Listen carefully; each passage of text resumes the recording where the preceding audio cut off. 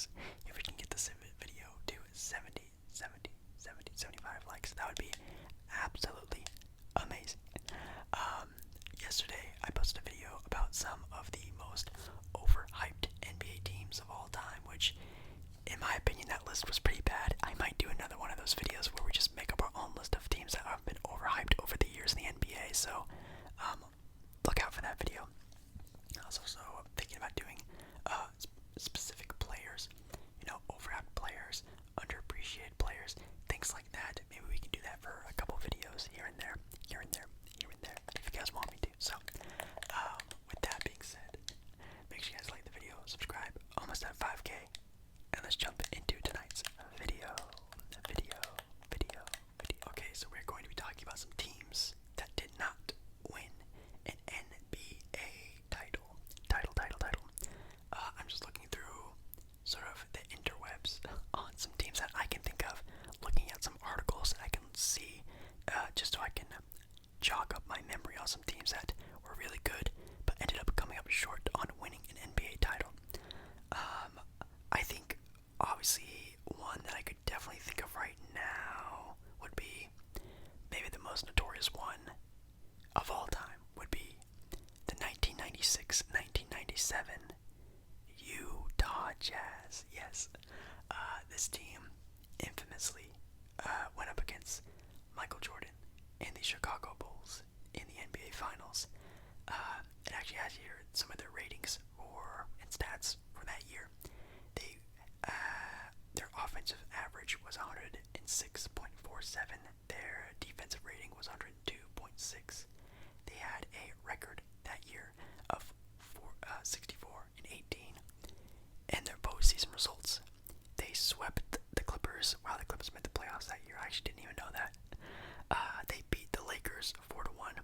Then they beat the Houston Rockets, which obviously the 90s Rockets, a very good squad, beat them 4-2. Ended up losing to the Chicago Bulls, Game 6 of that NBA's Finals. And it's really sad to talk about that because, man, that Utah Jazz team was actually pretty good, pretty deep. Obviously, Stockton Malone, one of the best duos of all time. John Stockton, an absolute maestro of a basketball player, one of the highest IQ players of all time. I'm surprised that guy never really went into coaching for the NBA, but I can see how that could probably backfire. That ended up being bad. I mean, Magic Johnson was a super high IQ player, never really turned out to be the best coach or even general manager, so maybe he was just a very smart point guard, which makes a lot of sense. He had Karl Malone, big scoring, big time scoring, big. And then you had Jeff Hornacek. You also had a really good head coach there as well. And it just really sucks to say that that team never really made it over the top, because obviously having to run into the GOAT of GOATs, Michael Jordan, and that crazy Chicago Bulls team with Scottie, and I think they also had Rodman during that time period. Maybe they didn't. Maybe that was the first year they didn't have Rodman. But anyways, they had a very, very good squad. It was the last time that they were all together, and apparently, according to the Jordan documentary, they knew that was going to be the last time they were together. So they really tried their best to win a title that year. And it's very, very tough to say that that team came up short because of that one player. And a lot of teams during that era can say the same thing. Here's one that can be very interesting. The 2011-2012 Chicago Bulls. Yes, the Derrick Rose-led Chicago Bulls had an offensive rating of 102.68, a defensive rating of 106.41. They had a record of the regular season of 50-16. That is super crazy. But you know what's even crazier? Their playoff record for that year was they lost to Philadelphia 2-4 in the first round because that is the time period where Derrick Rose had his major injury. And I actually really remember watching this game and being absolutely devastated. During that time, I wasn't super into basketball. I was, watching basketball a lot during that time period, but didn't really know, oh, he got hurt, well, that kind of sucks, oh, We'll be back next game or in a couple days, but obviously seeing a lot of injuries now during my time, it's a very sad one to see. And you know the worst injuries are the ones when no one is around. That's when you know it's really bad. You know, you have KD's, Derrick Rose's, a lot of, you know, college players or people who just get injured out of nowhere. Those are usually the worst injuries, and it really sucks, and it's really unfair. And being a very selfish person, I really wish that never happened ever to Derrick Rose, because we all know that Derrick Rose was about to become one of the best players in the league. Well, he was at that time, but one of the best, like, establish himself as, like, the top guy in the NBA. Like, that dude was on the rocket ship ride to stardom, and it just got cut short, and that really sucks. And obviously being a player, using a lot of his athleticism, losing a big chunk of that after his first injury, and then it just kept happening for him, and then it was just really bad for him. But anyways, we can talk about the good stuff. That Bulls team was amazing with him, Luol Deng, and obviously probably a very underrated player we can talk about maybe in one of these next videos, Joakim Noah, who Defensive Player of the Year candidate, but also, man, this dude was insane on his sort of, the way he sort of controlled the NBA floor was crazy during that time period where it looked like the defense was really moving to him. Like, he was the drummer of that team's defense. Like, he was really good, knew exactly what to be. His rebounding was really good. Just really great at just controlling the paint of the NBA, which was very rare nowadays to see that. But during that time period, being a very shorter player was very interesting to see. I think they had like a 12 or like 10-point lead in the fourth quarter with like 5 or 4 minutes left, and Derrick Rose was still playing, which was a really bad call by the coach, but I could tell, obviously being in a playoff game, it kind of makes sense for keeping your better players in for a little bit longer, because you just want to, you know, stomp the team out, you know, permanently, and you don't want to take any risk, obviously, in the playoffs, so keeping them in, I can see why he did that, but obviously in hindsight, he probably should have kept them out. So it's just really tough to see that, obviously now with hindsight, that did happen. So, yeah, this team is probably a very good team. Is it like a top tier team? Like, are they on like the Utah Jazz sort of level of teams that should have won an NBA title? I think this specific year, maybe not, but if, say, Derrick Rose never got hurt and that team stuck together like another year or two, all healthy, then yeah, I think they would be at that level, maybe near the top of that list of teams that should have won a title. But this was like the Bulls' like first year, like establishing themselves as like the team to beat in the NBA, and it just didn't turn out the way they wanted to. So they're on the list, but I don't think they're at the tippy top, because although Derrick Rose and Joakim Noah were really good pairing, I think the Jazz were probably just a more sort of well-known team that probably should have won an NBA title. Oh, this is kind of a cool one. We have here the 1993-1994 Seattle Supersonics. Seattle Supersonics. I always take a pause after the year just to see, catch you guys off guard, but we have here the Supersonics, which is actually kind of surprising. Kind of makes sense. They had an offensive rating of 104 and a defensive rating of 104, so very well-balanced team, as you can see. But their record in 1993-1994 is 63-19. Yes, that team almost broke 70 games, which is a very tough feat to do. That's right. Oh my god. As soon as I saw this, I knew exactly what team it was. This is the team that lost to Denver in the first round of the NBA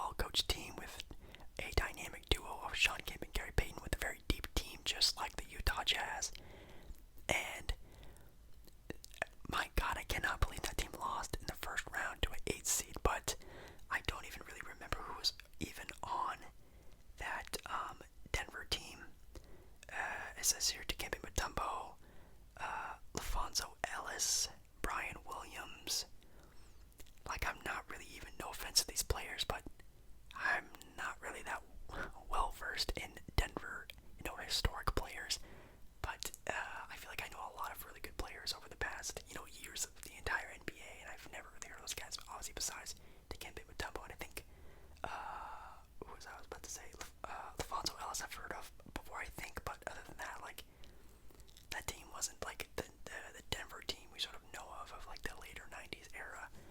But wow, yeah, that was really just Dikembe Mutombo being a defensive monster, and all of these sort of good role players of Denver really showing up, and the Supersonics just getting absolutely shut down. And I actually really love to watch some of these games.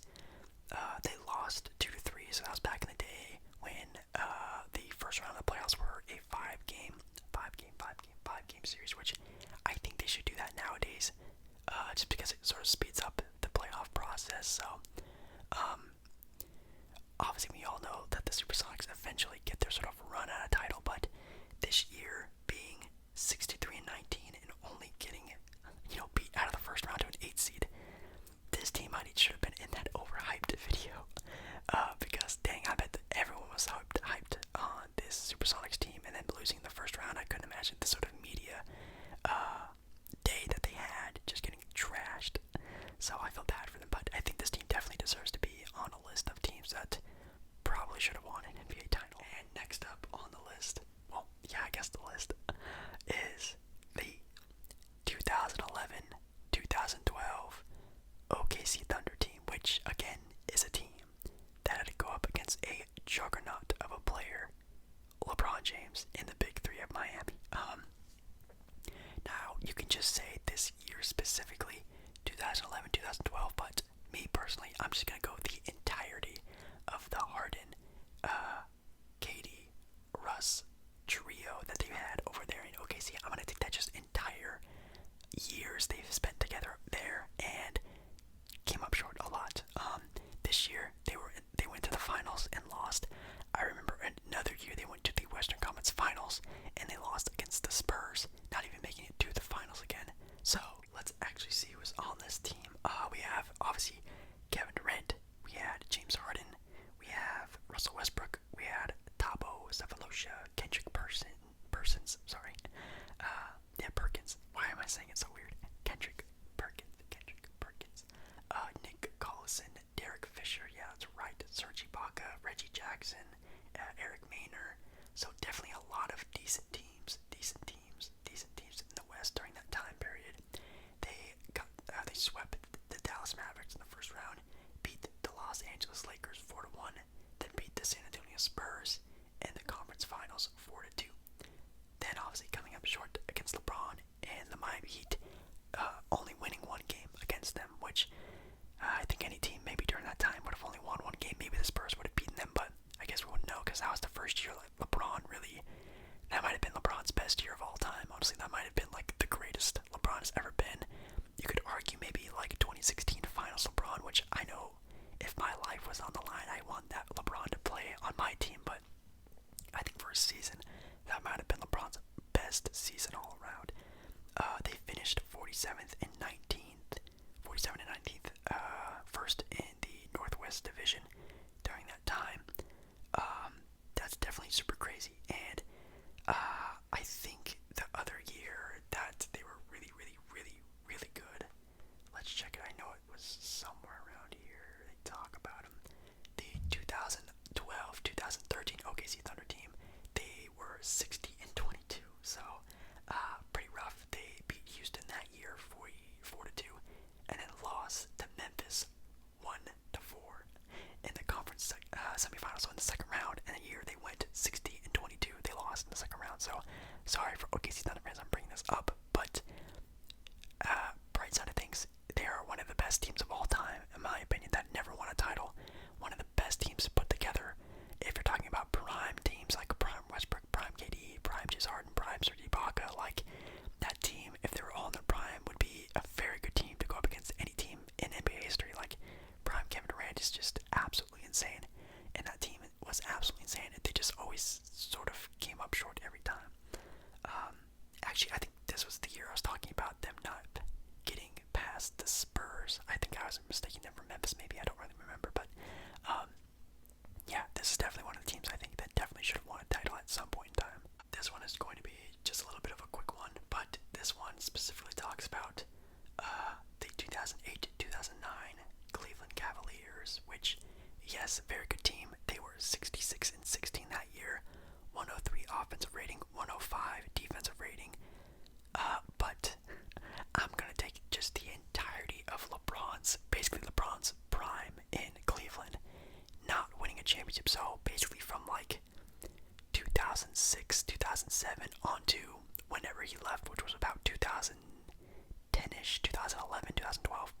those years.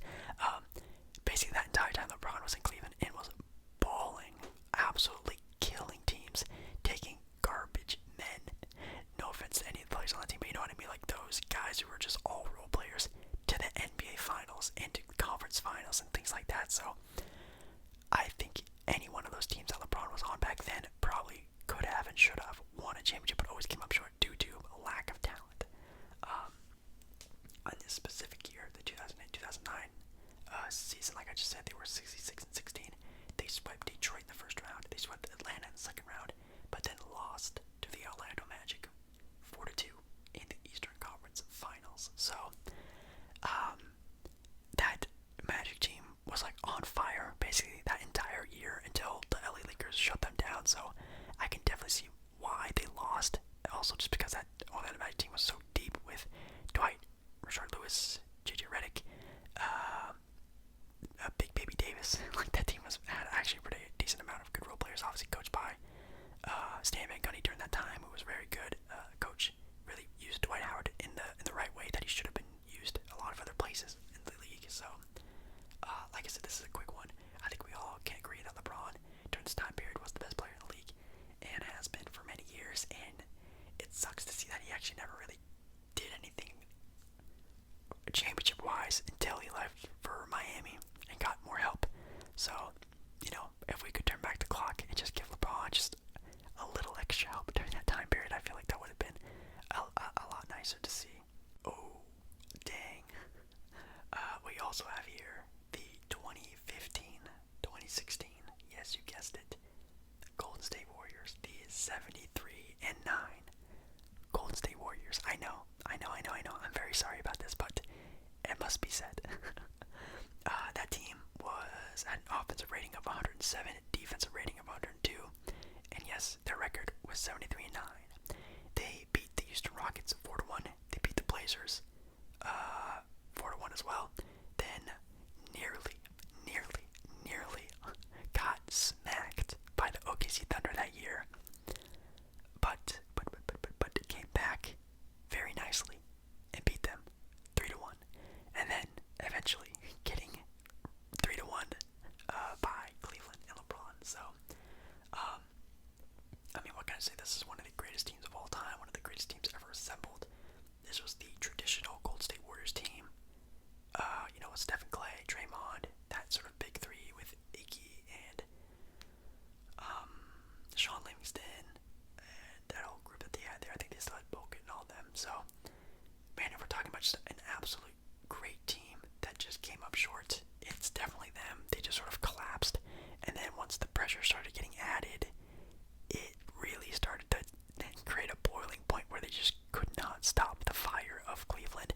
Also, we can talk about the suspensions and things like that if you want to, but in my opinion, literally no matter what, LeBron was winning that title. There's no way that they weren't. They were so close. They were all healthy. That was their moment, and they took it. And it's my favorite finals of all time. It's one of the greatest moments in basketball history, in sports history, and we all know, obviously, the Warriors had the last laugh, and that's cool. They can have that, but LeBron still has that 3-1 on the Warriors, and I think it hurts the Warriors a lot more than the Warriors adding KD to their team and then dominating the NBA universe for years to come. I think that 3-1 hurts them a little bit more. Ooh, this might be the last one we're going to talk about, because this one really hurts me a lot. This is the 2001-2002 Sacramento Kings. Man. As for someone who is actually starting to become like a pretty big Kings fan, I actually really do like the Kings. I've been to a couple of their games in Sacramento before. I like the arena and everything like that. This year, they were second in the league in points per game, 19th in the league in opponents' points per game. So they had a really high offense, pretty average defense for a good team. That's usually pretty good to do. And they also finished with a record of 61 and 21. That was first in the Pacific Division. Yes, above the LA Lakers. But in the NBA playoffs, they beat the Utah Jazz 3-1. They beat the Dallas Mavericks 4-1. So they only lost 2 games up to that point. And then lost to the LA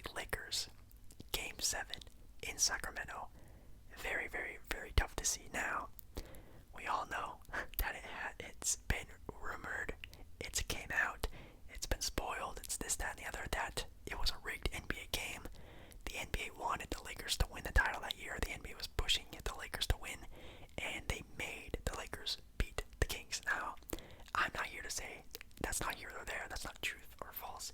You can believe whatever you want to, but this Sacramento Kings team was an absolute dominant team in the NBA, and actually had a pretty good squad of Mike Bibby, Doug Christie, Vlade Divac, man, Peja Stojakovic, Ito Turkoglu, Gerald Wallace, Chris Webber. Like, bro, that team was stacked with a lot of really good role players, and that's why that team did so well, because it was so deep.